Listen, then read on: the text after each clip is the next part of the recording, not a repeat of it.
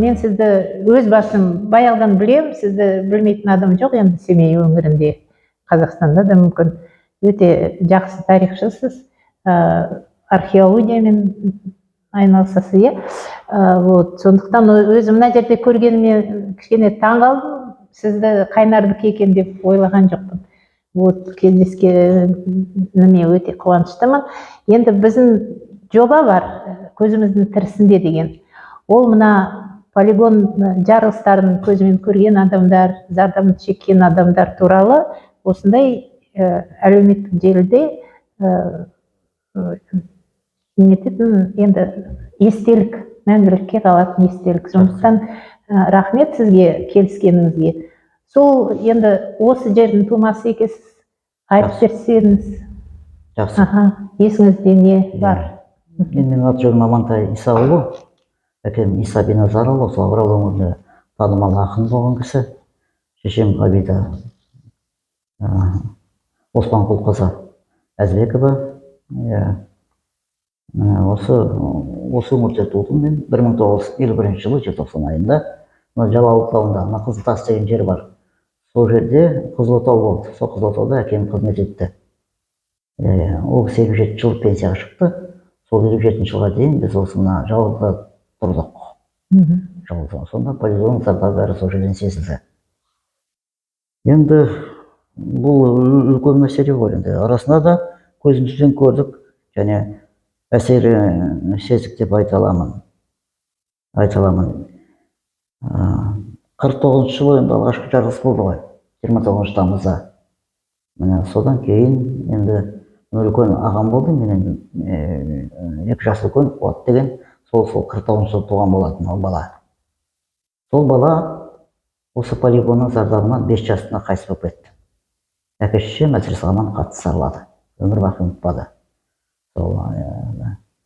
Енді ол баланың қайтыс болғаны мына 53 жылы терминаторлық жарылыс болды ғой. Сол кезде зақымдалды. Зақымдалды да сол 54 жылы қайтыс болды, соны оңалмай. Ал енді менің есімде қалғаны, біз енді кішкентаймыз ғой, сол мына Қызылтас деген жерде, ол жерде бір ескілі үйде өзі 2 үй болатын, 2 жақ. Сонда мына полигонда жұмыс істейтін солдаттар, яғни солдаттар дейміз біз, өйткені олар әскери киіммен жүреді. Солар орналасты, бір топ, бір 20 шақты адам. Жағдайлары төмен, әрине. Енді астары бар, қатты қажып шаршап келеді, кішкентай бала болса көзімізден көрдік. Полигонда жарылыстар дайындап жүретін адамдар екен.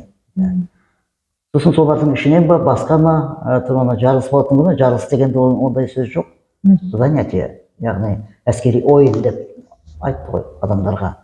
Мен сол әскери ойын, яғни занятие болады деген күні бізге келетті, үйден шығарып, бес-бесімізден жатқызады. Далаға? Жер сілкінеді, далаға. Жер сілкінеді, жер сілкінісі болады қатты, жарылыстан. Әсіресе қатты әсер еткен, бие шыңғырып, құлының алқымын алады. Жаман нәрсе екенін сезіп. Адам түгіл, хайуанат. Сол ол бірінші рет солар қайталанды. Сосын енді 57 жылы біз Қайнарға көшіп бардық, әкем зейнетке шықты. Ол кезге дейін Қуат ағамыздан айырылып қалдық.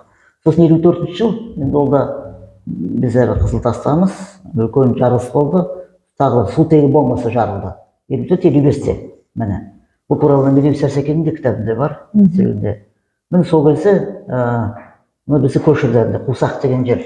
Айтты ғой, Рөпжан апай айтты, Қусақ деген жерге ішкері көшірді. Сол жерде біз соларға 1 ай ма сонда болдық та, сосын болды дегеннен кейін қайтадан көштік. Яғни даланың бәрі уланған, осындай нәрсе. Енді әкем өзі денсаулығы мықты болатын, жақсы, жарықтық. Ол кісі осы полигон зардабынан ауырды, қатты. 62 жылы өлім аузында болды. Сосын одан кейін ол кісі енді әлі кетіп бара жатыр, енді қартайған жас емес қой, ол 65-те. Сосын Алматыдағы үлкен ағам Мұратқа ол кісі арызданып, енді мына жақтан біз шыдай алмаймыз, көшіріп ал. Сөйтіп ол кісі 64 жылы Алматыға көшті. Көшкенде сол қайтыс болды сол жылы ол кісі. Ал анам, туған анам, енді үлкен ана бар бізде, Мұрат аға туған. Менің өз анам, мына Қабида Оспанқұлқызы Әзбекова. Бұл кісі енді үлкен зардабын көрді, өмірде енді 4 баласының бірі болған, мен ғана қалдым ғой, міне жаным сірі. Ал Қуатқа қаншама зарладан кейін ана Сағынтай деген ол қайтыс болды 31 жасында.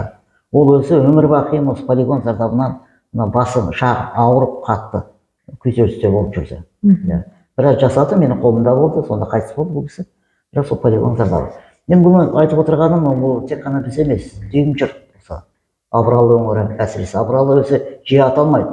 Таяуда ана Қасенова Тоғжан деген қарындасымыздың кітабы шықты. Уланған ұлы дала деген. Ол Вашингтонда тұрады екен. Мен былай қарап шықтым. Абыралы жоқ, аталмайды. Аталса бір-екі жерде Абай ауданы ғана аталады. Ал Абай ауданы дейтіні ол жер Абыралының жері ғой.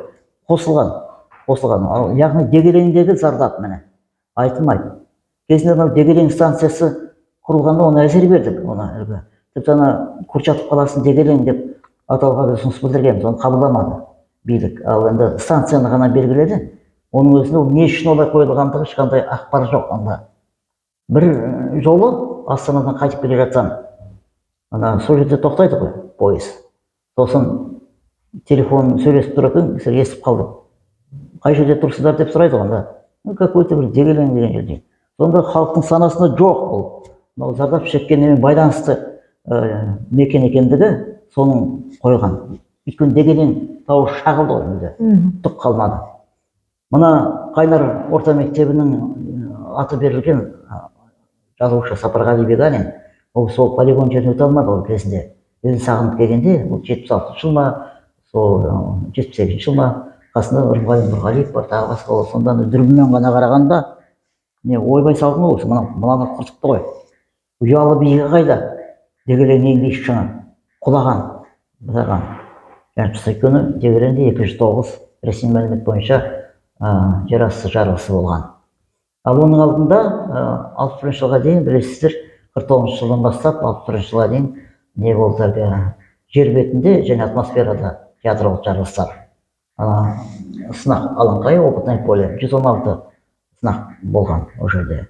Ал енді 61 жылдан кейін сол сынақ айлағында қанша жарылыс болғаны жер астына дерек жоқ. Тек қана Дегелең айтылады. Сонда соны есептемей айтқанда балапан бар 109 жарылыс, соны 456 жарылысқа келтіреді ядролық. Шын мәнінде одан көп. Мысалы, экскавациялық жарылыстарды есеп қалмайды. Экскавациялық жарылыстар сұмдық қой ол. Олар су қоймасын жасаған балапандағы. 5 үлкен экскавациялық жарылыс болған. Экскавациялық жарылыс. Ол жарылыстар санатына кірмеген. Сосын әлгі не бар? Радиациялық ұнтақ пен сұйықтықты шашу бар. Ол кәдімгі қатармен 4 жыл шашқан. 53-57 жылдары ұшақпен шашқан, сосын басқа да әдістермен бұрқыратып та сол шашқан. Ол радиациялық ұнтақ және сұйықтық. Соны зерттеген қалай әсер етеді деген сияқты. Енді зерттегенде әскери мақсатта. Бұл да көбінесе есепке алынбайды және халық жөнінде ақпар жоқ, білмейді. Сонда біздің дала, енді оның дәл орталығы эпицентрі Абыралы ауданы бұрынғы мінекей, және қазіргі осы зардапты бастан өткізген. Енді біздің тілек қандай? Енді мен де осы жердің тумасы болғаннан кейін 12 жастан бастап мен қалада тұрамын ғой, Алматыда тұрдым, одан кейін Семейде. Тілек сол, мына полигон туралы заң қайта қаралса, оған толықтырулар енгізілсе, бір тоқтап қалған бір кездегі халықтың қозғалысы жанданса, әсіресе үкімет, билік осыған мән беріп, кәдімгідей жергілікті халықтарға тиісті көмегін арнаса. Өйткені бұл сол кездегі зардап шеккен адамдар ғана емес, оны қазір бірінші, екінші, үшінші буындағы адамдарды көріп жатыр. Қаншама көп, медициналық үлкен проблема бар, тағы басқа деген сияқты. Осының бәрін және рекреациялық жұмыстар қажет. Уланған жерлерге бәріне. Қатты зардап шеккен уланған жерлер туралы ақпаратта көп жоқ, кісілер мал бағып жүр деген сияқты.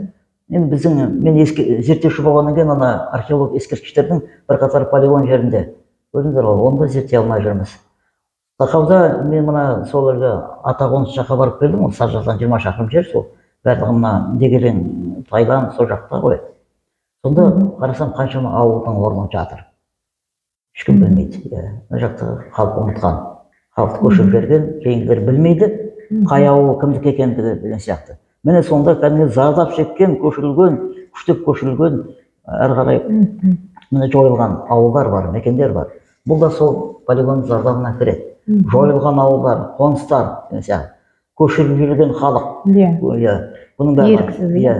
Мына Медеу Сәрсекен де бар ғой, кітабында айтады, халық енді ол кезде кедей тұрады ғой. Бәріміз кедей тұрдық енді ауылда. Сонда кәдімгідей ақша бергенде, кәдімгідей 200 теңге, 300 теңге, ол кезде үлкен ақша мәз болып халық деген сияқты. Оны қаражатын жұмсап, сонда кәдімгі оларда нақты ақпарат жоқ. Зардабы, зияны туралы. Тек қана әскери ойындар, сол үшін біз алдық деген сияқты. Сол жерде. Бұл енді үлкен мәселе, осы мәселені көтеріліп жатқан әрине дұрыс. Сондықтан осындай егер құрылымдар болса, біз қолдаймыз міндетті түрде. Тек қана бейбіт болсын дейміз. Халықаралық жағдай оңай емес, оның үстіне қазір қаржылық жағдай да оңай емес мемлекеттің. Осы жағдайда бәрібір бір жол тауып, сол халыққа көмек көрсететін жақтарын ойластыру қажет. Біздің мына қимылдарымызға себеп болған тағы мына Біріккен Ұлттар Ұйымының резолюциясы 20-шы жылы қабылданған. Оны естідіңіз ба?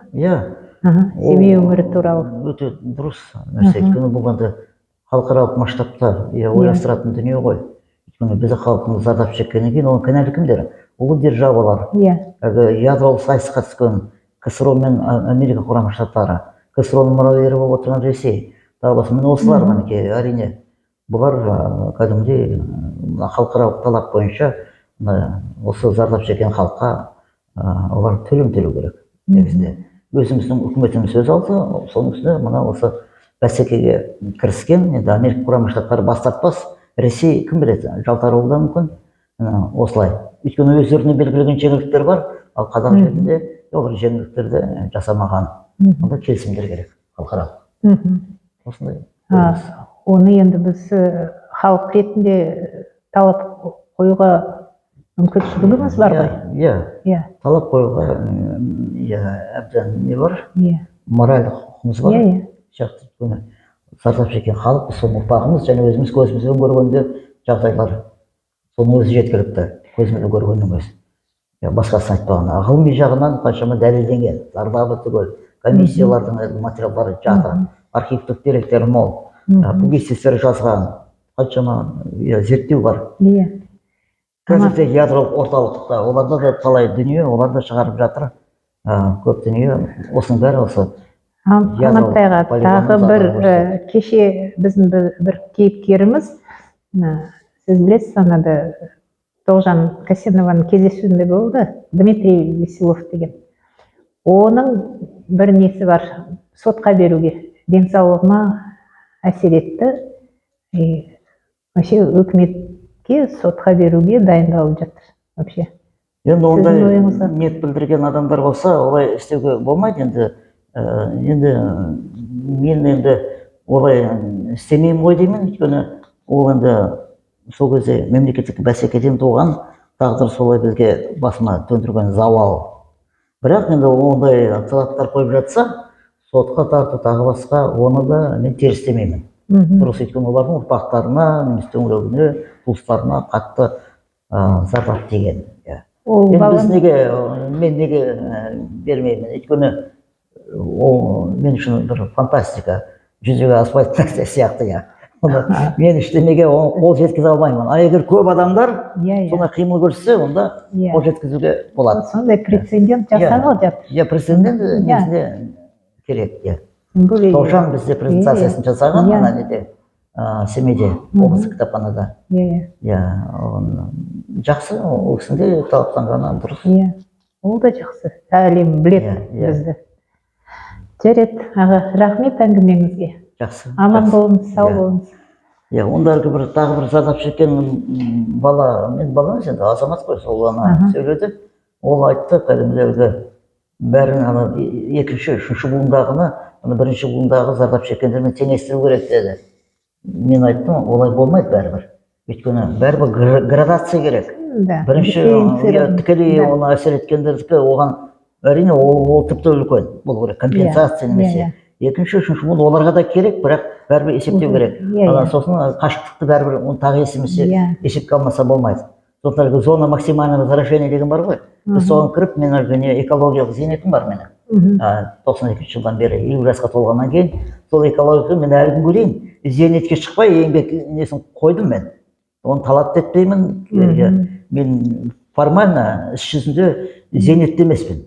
Жасым 70-тен асты да. Мен сол экологиялық немен зейнетпен ғана және өз жұмысымды істеп жүріп жатырмын.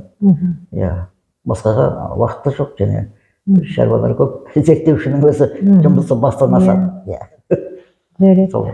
Рахмет сізге. Жақсы. Мына сіздің студенттеріңізбен бірге мына халықаралық нені, антиядролық қозғалысқа да біз бір жағынан вписываемся, правильно?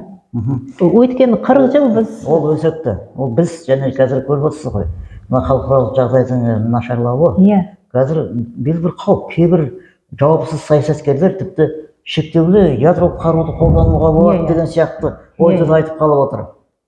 Жасыратын жоқ, солтүстік көршіміздің өзі. Адамзат қауіптенеді. Ол өте жаман және қылмыстық ой. Ондайға жол бермеу керек. Үшін тағы да ядролық қаруға қарсы қозғалыс қажет есептеймін. Менің ойымша қазір біз соны семейліктер соны бастауымыз керек, менің ойымша. Историк, қараңыз, біздің 40 жыл все-таки атом соғысының несінде болдық қой біз. Атом соғысы болдық енді басымыздан, сондықтан біздің моральды құқымыз да бар, оны айтуға. Біздің президенттің мүмкін әлі келмейді, әртүрлі дипломатический нелер бар. Бізде көрсіз ғой, қазір бір кезде Олжас Сүлейменов сияқты харизмалық тұлға жоқ қой. Сондай, мен айтып отырғаным, оны дәл сәтіне қарай полигон жабылуы сол ғана Олжастың харизмасы өте көп көмектесті. Харизмасы совет үкіметі қолдырағаны. Ашыға келсек қуанамыз. Ондай тұлға. Может бар шығар. Соны былай айта берсек, мүмкін біреу... Халықтың жүрегіне жететін, сен жазып жатырсың. Ойын түсінетін, сондай кісілер керек әрине. Ол қоғамда үнемі сондай керек, белсенді, сондай тұжырымды ой айтатын адамдар. Орысша айтайын, қазақша айта алмаймын ол сөзді. Мен тарихты тоже жақсы көретім. Соны историческая необходимость деген бар, Сол историческая необходимость, сондай адам керек, значит, ол бар бір жерде. Ол шығу керек. Ол үшін біздерді кішкене қимылдауымыз керек. Менің ойымша. Ол адам шығуы мүмкін. Мына Семей облысынан қазіргі мына Абай облысы деп аталып жүрген. Павлодар облысынан, Қарағанды облысынан, осы үш облыстың біреуінен ондай тұлға шығуы әбден мүмкін. Әрине. Енді жақын арада шығады деп сенейін. Адам емес қой, енді арамызда жүр ғой, негізінде сондай. Енді заманның қыспағы бар, көрдіңіздер ғой. Соның бәрі қатты адамдарды жүгітіп жіберген. Күйбелістірлікке салғанды күнделікті одан күйбелістірліктен шығу деген ол мүмкін емес сияқты адамдарға. Отбасына асырай алмай жүрген адамдар ертең ол қоғамдық іске қатты араласу тағы да қиын. Яғни мұнда да белгілі бір демеушілік керек шығар сондай нәрселер. Өйткені іс адамдарының да көмегі болу қажет. Бірақ әлгілерде халықпен тіл табыса алатын, сөзі жететін, жүрек жары сөзін айта алатын сондай тұлғалар қажет. Рахмет аға.